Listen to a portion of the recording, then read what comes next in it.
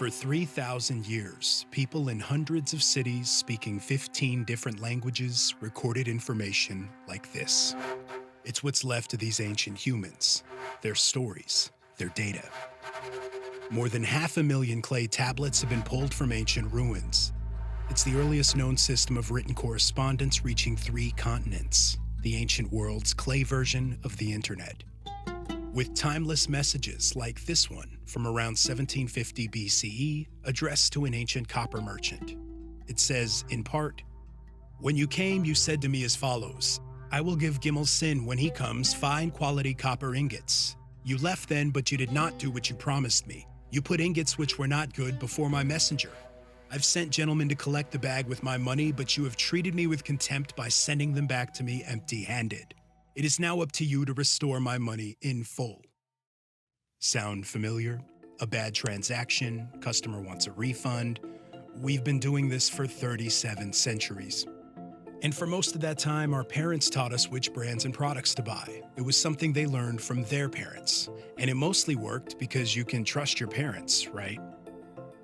But today, shoppers outsource this skill to total strangers. Cognac color is rich. Still haven't received the Other product. individuals at my Not party. satin. I don't recognize 100% polyester. All this I data, deeply regret pencils buying had this. broken lead Staff inside. has got to be the poorest experience I've ever had. you know, just 3 presidents ago, people went to the store, and once they found a product, if they had any questions about it, they had to ask someone who worked in the store, and they didn't always get an answer. It's like customer reviews today. Some are helpful, others aren't. Shoppers today get first impressions from ratings in shopping apps and stories about good and bad experiences, standard data points for modern consumers, meaning customers have evolved. And the path to get here was paved with science. Often react to CU's negative ratings by improving their products. I'm Jen Schechter. I'm the Senior Director for Content Impact and Outreach at Consumer Reports. We started in 1936 basically as the antidote to advertising. At that time, consumers had no other sources of information besides advertising. Sharecroppers and migrant farm workers lined the highways of many a Midwestern state, out of work. During the Great Depression, people needed to make informed purchases, so Consumer Reports magazine introduced the scientific review to the American shopper. The only way to truly say this product is better than this product is to evaluate them on the exact same playing field. We test dishwashers and we're soiling all those dishes exactly the same way. For washing machines, they've got these like swatches basically, and they have holes in them and they count the phrase that appear. Reviewing products also means reporting on safety risks. We had a case with a baby food manufacturer where we contacted them and said, we found high levels of heavy metals like arsenic and lead in your baby food. And we gave them the lot numbers and they said, we actually only tested the raw ingredients. We never tested the finished product. And when we tested the finished product, it had these higher levels of heavy metals. And so they changed their processes, they said, because of what we told them. These techniques are mimicked today by YouTubers. And some of these reviewers are paid for their reviews or offered free products. So this means they're not just reviewers, they're influencers. I think historically we lived in a time when influencers were far and few between, and influencers were mainly celebrities. The definition and the power of voices was very different. My name is Radhika Zaveri. I'm an adjunct professor at the SMU Cox Business School. I think in today's modern world, you and I, Peter, are influencers. So if you think of the number of times you've written a review on Yelp, for instance, right? You've gone to a restaurant and you come back and you either write a positive or a not so positive review. Or you have talked about it on social media. We do it all the time. And so as brands, it's really important to recognize and learn from the voices that are enabling us to be the brand of choice, especially with millennials, because brand loyalty with millennials is low and they don't mind switching.